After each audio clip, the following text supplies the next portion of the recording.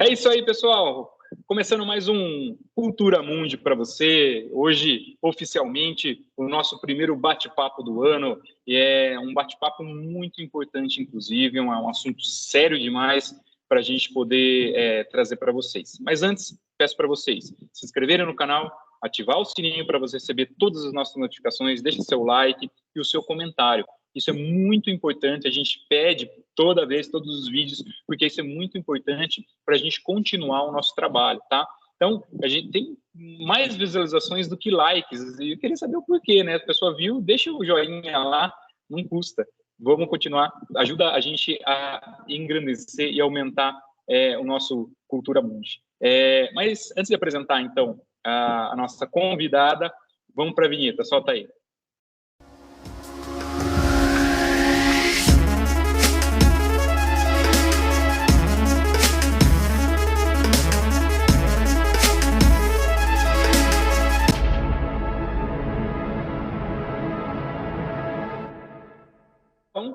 E hoje, para a gente bater um papo, nós vamos falar de violência contra a mulher. É um papo muito sério, é um papo que eu acho que isso aí deve ser discutido e levado muito a sério.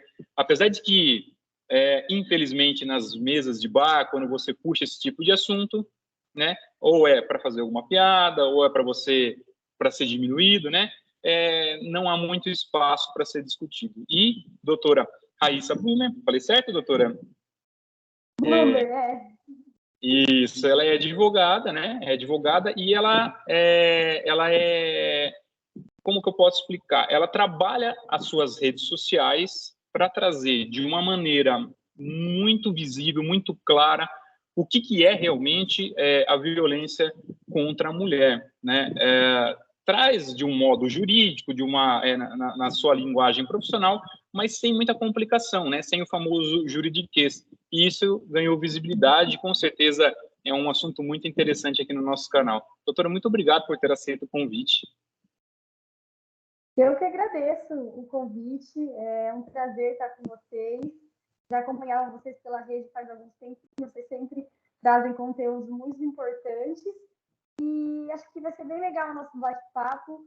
Eu falo que falar sobre violência doméstica nunca vai ser suficiente, a gente sempre tem que falar e lembrar as pessoas e trazer conhecimento para que a gente consiga diminuir aí um pouquinho do número desses casos que são tantos, né?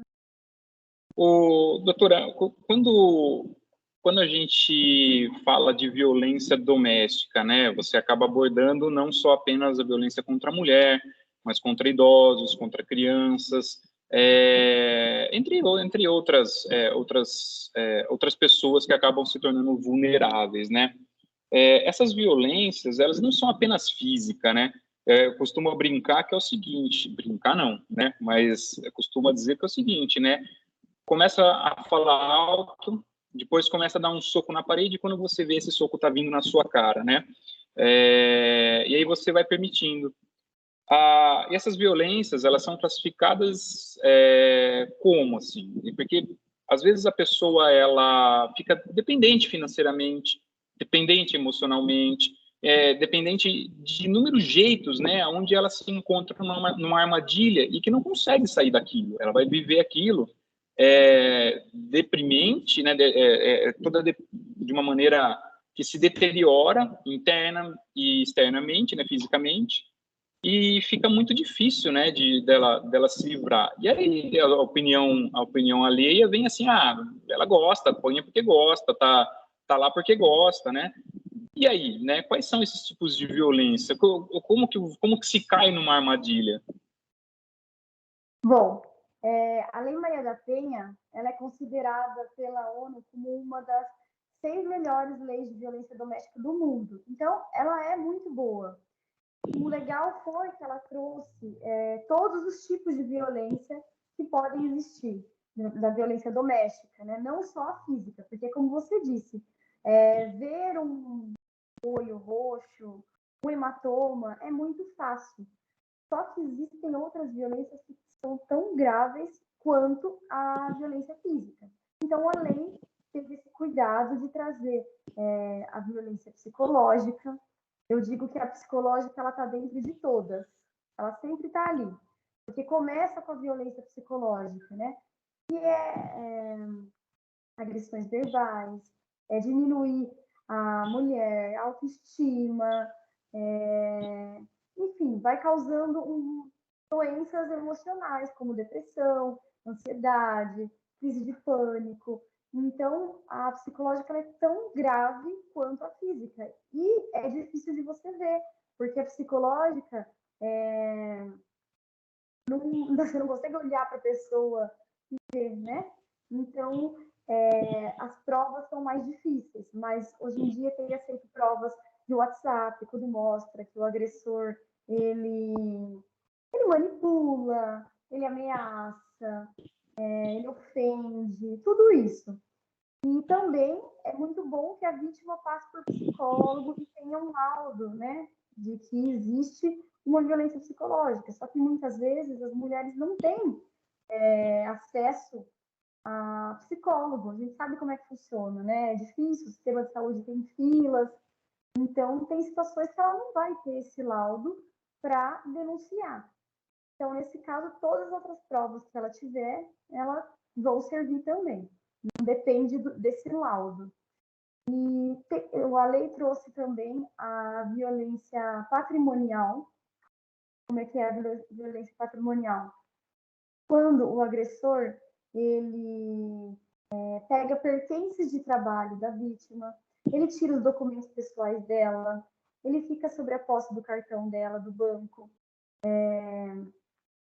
Ele faz de um jeito que ele esteja no controle 100%, inclusive na questão do trabalho da vítima.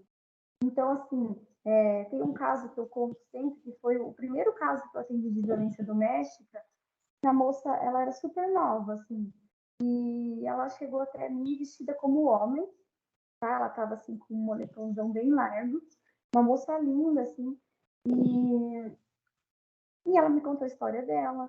Ela sofreu agressões físicas várias vezes, ela sofreu violência patrimonial, violência sexual. O que aconteceu? Ele não queria que ela trabalhasse. Ele ficava fazendo ronda no trabalho dela, ele ficava ameaçando. Foi que ela deixou o emprego, né? Principalmente porque ele falava, fica com os filhos em casa, eles são pequenininhos. Bom, ela ficou. Só que daí, quando nasceu o último filho do casal, a situação estava difícil, então ela falou, olha, eu preciso trabalhar. E aí ela começou a fazer artesanato. Ela fazia artesanato de pallet.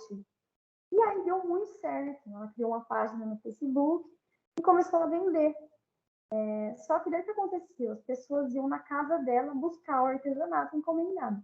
E ele começou a ficar incomodado com essa situação. O que ele fez? Ele pegou todos os instrumentos de trabalho que ela usava para fazer artesanato e escondeu. Sumiu com as coisas dela. Então, assim, olha a violência patrimonial, né? Ele tirou tudo dela. Ela também não ficava com cartão de banco, nem dinheiro nenhum. Tudo que ela recebia tinha que ser passado para ele. E aí, além dessa violência e da física, ela sofreu violência sexual.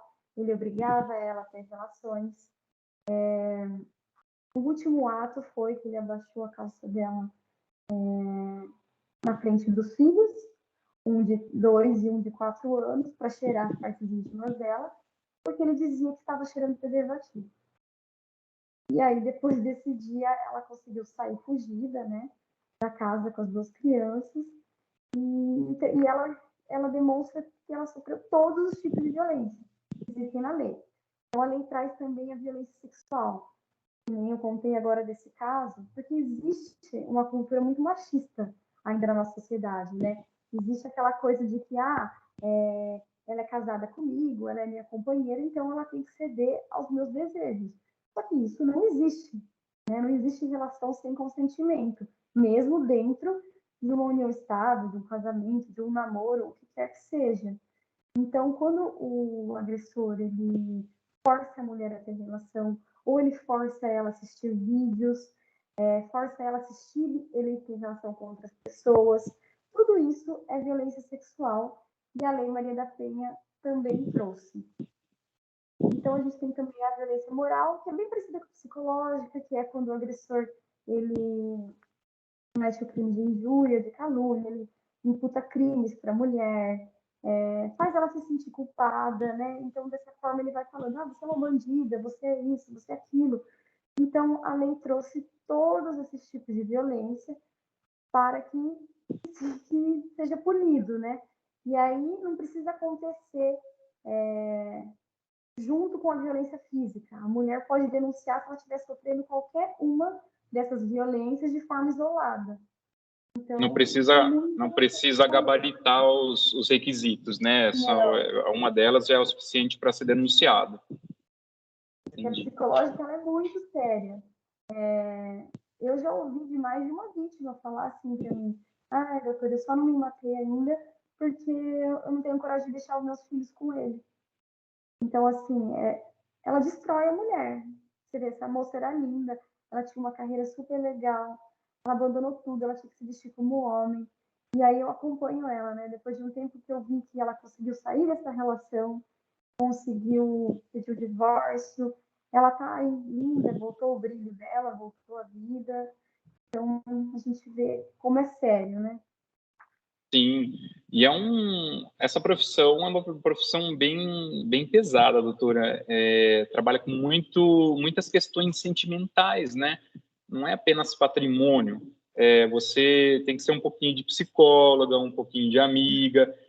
Às vezes, eu acho que você acaba, às vezes, até se envolvendo, né? Entrando mesmo no caso, porque não dá para ser frio com relatos desse, né?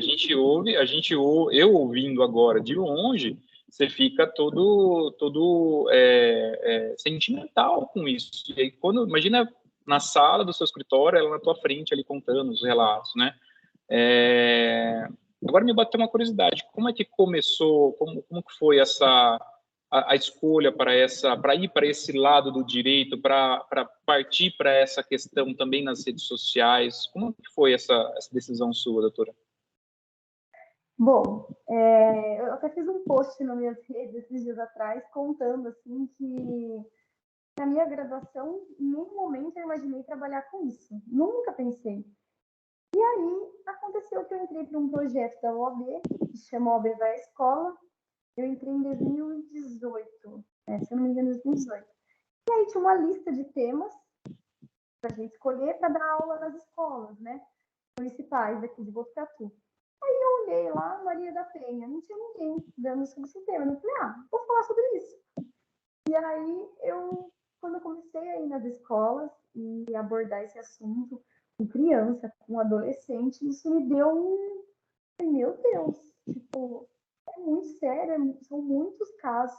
Todo final de aula vinha uma criança ou um adolescente contar que uma vizinha, ou até mesmo eles falavam que viviam dentro de casa.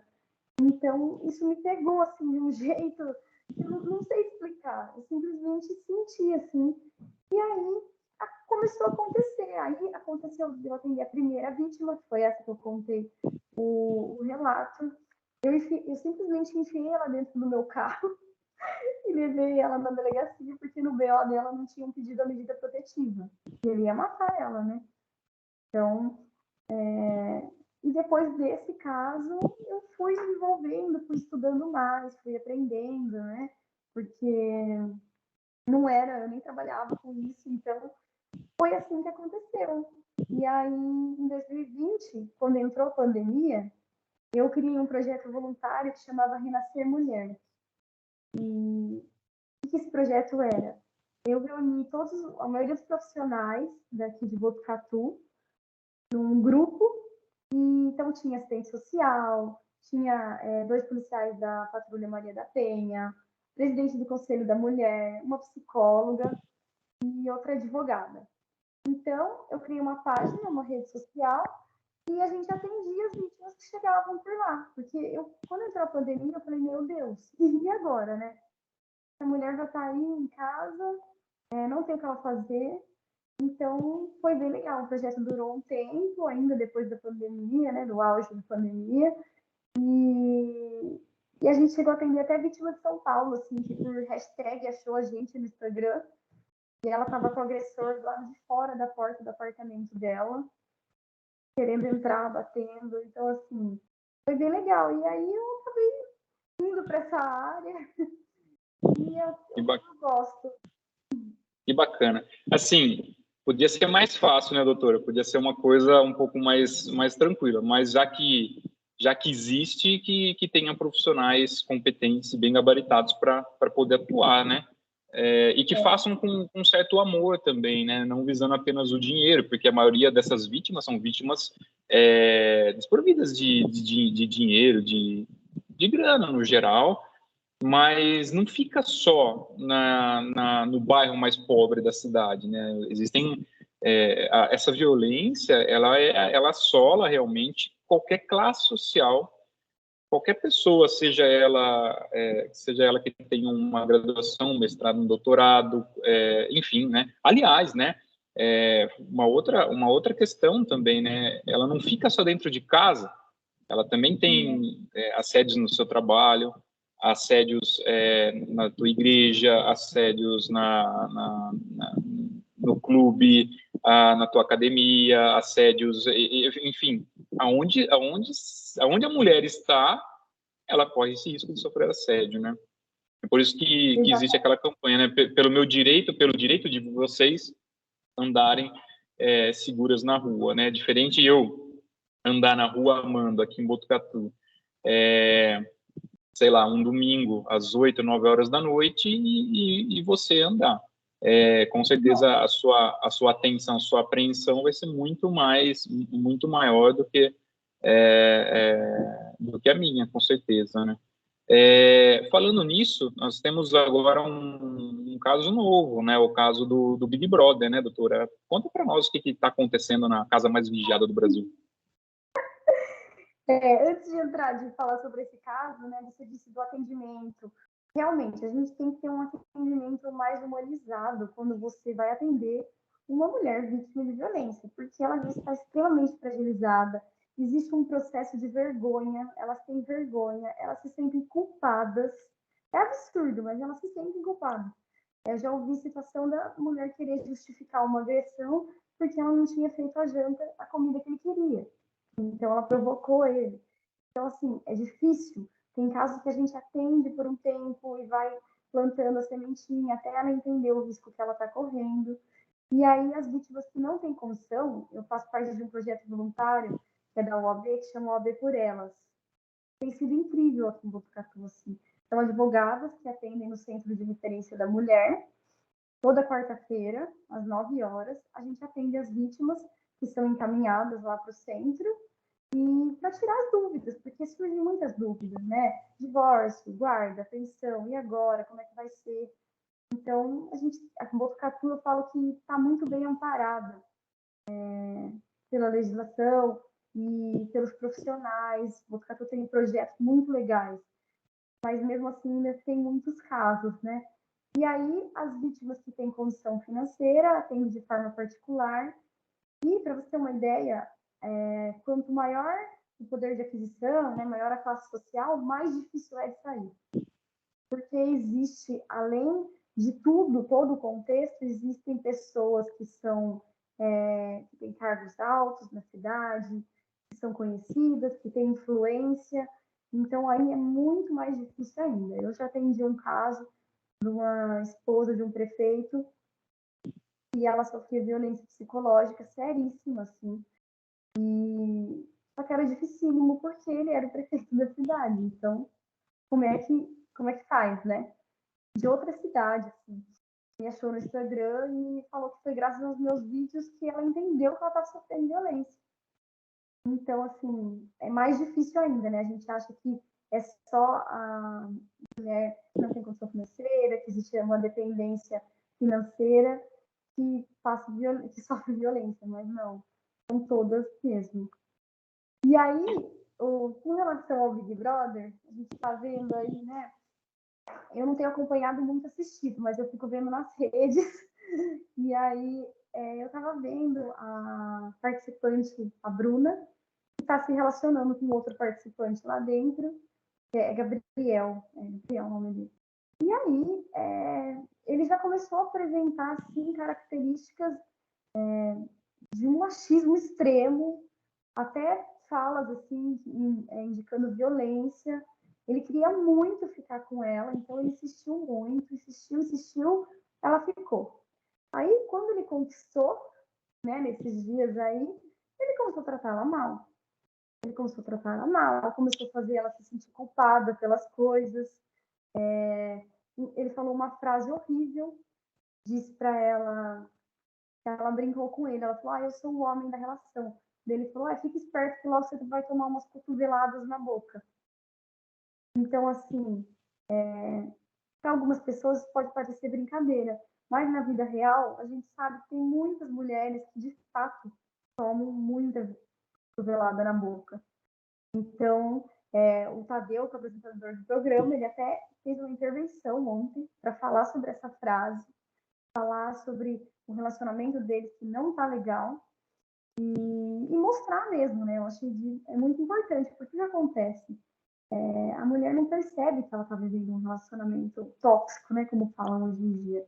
Mas os indícios estão ali, então eu sempre falo, começou a namorar, começou a perceber que a pessoa é muito ciumenta, é grossa, te trata mal. Os indícios estão ali, porque daí com a violência física é isso aqui. Então, eu sempre falo, assim, quando eu faço palestra, para as mulheres prestarem atenção mesmo quando estão numa relação. Só que às vezes é muito difícil enxergar, muito. Ela precisa tomar um susto mesmo para ver que ela está vivendo um relacionamento que é horrível, que não faz bem. E essa moça aí do programa está vivendo isso aí dentro da casa. Até ele foi pedir para ela, depois que o Tadeu falou, comentou a fala dele, ele foi pedir para ela falar para o público que ele não era agressivo, que ele não era machista e que ele tratava ela muito bem. Só que é uma casa vigiada, de fato, né? Tem câmera 24 horas, então as pessoas estão vendo. É uma demonstração de muitas relações. Por sorte dela, senão essa cotovelada já poderia ter acontecido, né? Se fosse uma casa como a nossa, né? E existe uma coisa realmente muito cultural que está impregnada, né? E principalmente a gente vê na maioria dos famosos assim, a gente não tem acesso a eles e quando estoura um escândalo como esse, nós ficamos abismados, sabendo que do lado de casa ou na nossa família acontece. Ou às vezes com pessoas muito mais próximas ainda, né? Acontece. E aí que eu quero chegar na questão dos jogadores de futebol, né? Que tem dois jogadores que estão muito em evidência, né? E que um deles foi condenado já, que é o caso do Robinho, e o outro é o caso do Daniel Alves, que agora está preso, mas está passando pela audiência de custódia, se eu não me engano, né? Ainda há recursos, há como recorrer, e o julgamento vai acontecer ainda, mas ele está preso, o que no Brasil chamaria de preventivamente, né? Ele poderia fugir do país, etc. Está lá na Itália preso. Na Espanha. Na Espanha preso. E só para terminar, só para concluir, né? Então, o que acontece? A maioria dessas pessoas, elas vivem num local, acho que de muito dinheiro, realmente fora da nossa realidade. E aí eles não têm a noção do que eles podem influenciar. E quando isso acontece e traz para as redes, sem ter sido denunciado, sem a coisa ter sido perseguido, o pessoal aqui começa a achar que é legal, né? Que bacana, vou fazer também. Vamos juntar os amigos aí, vamos barbarizar, né? E enfim, pode continuar, doutora, se quiser para comentar esse caso. Então, o que acontece, né? Esses jogadores, eles não escutam não. Para eles, o não é muito difícil. Eles conseguem o que eles querem, eles têm muito dinheiro, eles são famosos. Então, para eles, não tem não. E aí eles acham que com a mulher também é assim. E aí a gente vê casos como o do Robinho e como o do Daniel Alves, que está em extrema evidência, né? E ele está preso na Espanha. E ele até mudou a versão dele, porque na primeira versão ele falou que não tinha tido relação com a vítima. Imagina que ele não teve relação, só que daí foi feita a perícia, foi feito o exame de corpo de delito, colheram material e constatou que sim, que teve relação, né? Então agora ele mudou, falou que teve, mas que foi consentida. Então, assim, né? Já mostra que ele está mentindo que aconteceu o que aconteceu. Então, isso vem também de uma cultura muito machista, que existe na nossa sociedade. Desigualdade de gênero ainda é muito forte. Eu falo que assim, tem uma frase que é assim, uma mulher que diz nunca ter sofrido algum tipo de assédio, ela é, no mínimo, distraída. Porque toda mulher já sofreu algum tipo de assédio na vida. Toda. É assim, você pode conversar com alguém, você perguntar, você já passou por algum lugar e alguém mexeu com você, te desrespeitou, falou frases ofensivas, estava num ônibus, alguém passou a mão em você? É assim, muito. E isso vem em decorrência de uma cultura mesmo. É algo que tem que ser desconstruído. E o Daniel Alves está preso, eu achei incrível ele estar lá e ser preso. A pena lá é de 15 anos, então eu acredito que ele vai ficar preso, sim. Eu acho que seria, lógico, obviamente, tendo todo o seu direito de se defender, né? E sendo realmente condenado, seria muito interessante. Um belo exemplo, né? Um belo exemplo a ser seguido ali. Ou de não ser seguido, óbvio, né? Mas aí a gente percebe, né? Olha a diferença das pessoas comentando esse caso e quando tem casos assim, é mais bobo, todo mundo vai, não sei o quê, comenta, e aí esse que é um caso tão sério, por ele ser jogador, até agora tem se falado por conta da mídia, mas para mim ainda está muito fraco, assim. É, o, realmente, né? E outra coisa, as pessoas nos comentários, né, das matérias, elas vêm das publicações, elas acabam defendendo ele porque se identificam com esse machismo, né? E também gostam por causa do futebol, de algum time que ele jogou, né? Do jeito moleque, aquela coisa, né? Então, muitas pessoas, inclusive mulheres, né, acabam defendendo e não só o defendendo, como culpando a vítima, né? Que aí para mim, acaba sendo bem mais grave também, né? Tava lá porque quis, porque saiu de casa, porque bababá, né? Entre outras milhões de desculpas mais abobadas que se possa pensar, né? A vítima sempre vai ser a culpada, né? Sempre. É exatamente isso. E acontece também situações, como deve ter acontecido essa, deles conversarem, ela até pode ter ficado afim dele, vamos colocar assim. Só que, daí o que vocês acham? Se a mulher saiu com ele, por exemplo, outros casos, tomar uma cerveja em algum lugar, foi para um bar em algum lugar, porque achou uma pessoa legal, resolveu sair. Isso não significa que ela tenha que ter relações com a pessoa, que ela tem que beijar a pessoa. E aí a gente vê comentários como esse. Ah, mas ela estava lá porque ela quis.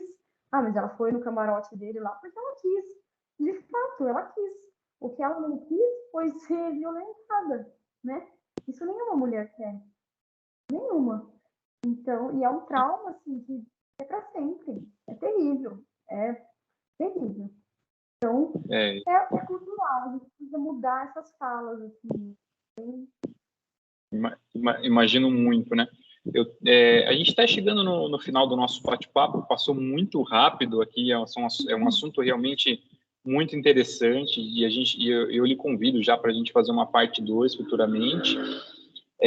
Mas é um assunto que eu me interesso muito porque eu tive a experiência na época da faculdade de fazer estágio na Delegacia de Defesa da Mulher aqui em Botucatu e consegui ver muita coisa ali, a realidade nua e crua de como é, né?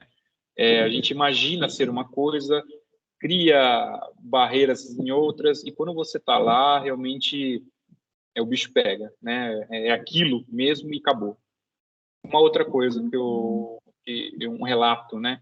Onde me tocou bastante e me fez perceber o quanto eu precisava me desprender de um mundo machista, de uma cultura machista, e que me faz pensar muito, muito antes de tomar qualquer atitude, de qualquer coisa, assim, de falar e etc. Eu dava aula e morava próximo à Rua Amando, e eu andando naquela rua à noite, né, até usei como exemplo anteriormente, eu estava com a minha mochila, meu fone de ouvido e andando rápido, acabou minha aula, acabou a noite, eu queria voltar para casa, né, estava andando rápido e olhando para baixo. quando de repente tinha uma mulher que estava à frente, né, de mim, e eu passei por ela. Na hora que eu passei por ela, ela deu um grito e falou: pelo amor de Deus, me deixa em paz, ou não faça nada comigo, alguma coisa nesse sentido. E eu assustei, né, porque eu fiquei chateado, caramba, eu não ia fazer nada, eu só estava indo, né, passei por ela, andando com pressa. E aí eu cheguei em casa e fiquei realmente pensando muito nisso aí, até hoje eu penso nisso, no que aconteceu, no quanto aquela mulher estava assustada, no que poderia ter acontecido com ela anteriormente, né, em alguma outra situação, e ela me fez despertar essa vontade de tocar em frente esse assunto. Eu acho muito necessário isso aí. E toda vez que eu tenho oportunidade, principalmente agora no nosso canal, de dar voz a uma mulher que trabalha com isso, que vivencia isso, que com certeza deve ter passado por alguns problemas, daquilo que ela mesma trabalha, né, para conseguir decidir, falar assim, não, vou defender quem precisa, vou orientar quem precisa, e muitas vezes de graça, né? E esse fato me despertou bastante, me fez realmente falar, peraí, isso é machismo, isso não é, vamos ponderar algumas coisas que eu estava habituado, e realmente por um lado foi bom, que me fez realmente ter essa peneira, e por um outro lado deu dó, né, porque assustei uma mulher que estava realmente muito arisca, né, com traumas, né, estava com traumas aí do que ela vive, do que ela viveu, né. Então, e o que acontece, né? Quando a gente é criança, nós mulheres, a gente é ensinada desde pequena para tomar cuidado com os homens. A gente é ensinada a não sair com uma roupa tão curta na rua, somos ensinadas a não sair à noite, porque é perigoso. Enfim, a gente o tempo inteiro, né, conforme vai crescendo, vai entrando na adolescência, começa a sair, os pais já começam a falar, ó, toma cuidado, você vai nessa festa, não bebe no copo de ninguém. Por quê? Porque existe muita violência, muito machismo e acharem que as mulheres são objetos. Então, o que tem que acontecer? As pessoas têm que parar de ensinar as mulheres a como elas têm que se comportar desde pequenas e começar a ensinar os meninos como eles devem tratar as mulheres desde cedo. Porque eu percebo que é na infância, na adolescência, que você ainda consegue moldar né, uma criança adolescente. Então, é muito importante, desde cedo, que eles aprendam que não é certo, piadas, que pra gente é muito normal. Olha, eu ouvi várias quando era adolescente, minhas amigas, toda mulher que eu conheço assim da minha idade, no intervalo tinham brincadeiras estúpidas, meninos batiam na bunda e saíam correndo. Então, assim, são atitudes que começam muito lá atrás, começam de fato quando ainda é muito novo. Por quê? Porque eles não são ensinados em casa como eles devem tratar as mulheres, né? Lógico que tem exceções de pais que a gente já vê que está fazendo diferente, mas ainda é muito forte essa cultura. Então, eu acredito que é através de conhecimento, desde cedo. Essas palestras nas escolas são super importantes. Eu já fui chamada para dar uma palestra numa escola que desde os 7 anos, porque os meninos estavam batendo nas meninas na hora do intervalo. Eu tive que falar para eles que era crime, conversando, lógico, de uma forma, né, totalmente diferente. Mas por quê? Porque a realidade deles, na casa deles, é aquela. Então, ele cresce vendo o pai agredir a mãe, ou existir algum tipo de violência na família, então, para ele, aquilo é normal. Então, quando ele for se relacionar, a chance dele repetir esse padrão é enorme. E aí, por isso é importante esse conhecimento desde cedo, né? Trabalhar a desigualdade de gênero, o feminismo. As minhas pessoas têm aversão à palavra feminismo, aconteceu uma distorção, mas ele é muito importante, porque a desigualdade ainda é absurda. Sim, e você consegue perceber o quanto é necessário esse trabalho que você tem feito nas redes sociais e principalmente no teu escritório, na tua sala de atendimento, o quanto as iniciativas que você teve na pandemia, os projetos que você tem, o quanto ele é necessário nos dias de hoje para que outras mulheres ou outras pessoas, homens também, se inspirem, e dali você consegue iluminar, né, a cabeça dessas pessoas, sejam profissionais que possam contribuir nisso, sejam pessoas que sofrem a violência e falam, peraí, estou sofrendo mesmo, olha só, se encaixa naquilo que eu passei ontem. Ou aquelas que realmente já sabem que estão sofrendo, sabem que não está legal e que precisam de um incentivo para sair, né? Então, olha que bacana, que demais que é isso que você vem fazendo. Deixo aqui os meus parabéns, né, para você. Desejo muita coragem, porque eu acho que devem ter dias que você se encontra ali desanimada, desamparada também, e dá vontade de largar tudo, desistir, né, sair correndo, mas há pessoas que se inspiram em você, então não desista não, muita coragem. Outra coisa também que eu quero pedir é uma mensagem final a essas pessoas que precisam de você, se inspiram em você e que procuram ajuda. Bom, só de a mulher procurar ajuda já é um ato de coragem gigantesco. Então, se eu pudesse assim, entrar na cabeça dela e passar uma mensagem dessa mulher que está sofrendo, é que existe saída. Que ela pode sair, sim, de uma relação, que ela pode reconstruir a vida, que ela pode reconstruir a autoestima dela, ela pode, sim, conhecer pessoas muito legais. Então, ela tem que denunciar, denuncie, procure ajuda. Se for de Botucatu, vá até o centro de referência. Pode também entrar em contato comigo, eu faço bastante trabalho voluntário, eu não consigo falar não. Então, o que eu desejo assim, para essas mulheres é isso, que elas enxerguem que existe saída. Existe saída e existe vida depois de um relacionamento abusivo, uma nova vida. E onde elas podem te encontrar, doutora, nas redes sociais? Eu tenho o meu perfil no Instagram, no Facebook também, é Raíssa Blumer, _ADV. Tenho também no TikTok, eu posto os vídeos também, é tudo Raíssa Blumer, _ADV. E aí lá, sempre que quiser mandar mensagem no direct, eu falo que é privado, que ninguém tem acesso, só eu uso o Instagram, então se precisar eu estou à disposição. Perfeito, perfeito. Doutora, agradeço imensamente aqui o nosso bate-papo, foi muito engrandecedor, né? E aí a gente volta, então, outra vez, né? Acho que temos muito a se conversar ali ainda. Agradeço muito. E eu que agradeço, estou muito feliz com o convite. Que bom, que bom. Pessoal, se inscreve no canal, ativa o sininho, curta, comenta, compartilha, segue a doutora Raíssa Blumer. Raíssa com Y? Com Y. Isso, Raíssa Blumer, _ADV nas redes sociais. E aí a gente logo vai ter episódios tão bons quanto esse. Temos surpresas para vocês aí. Até mais, galera. Valeu!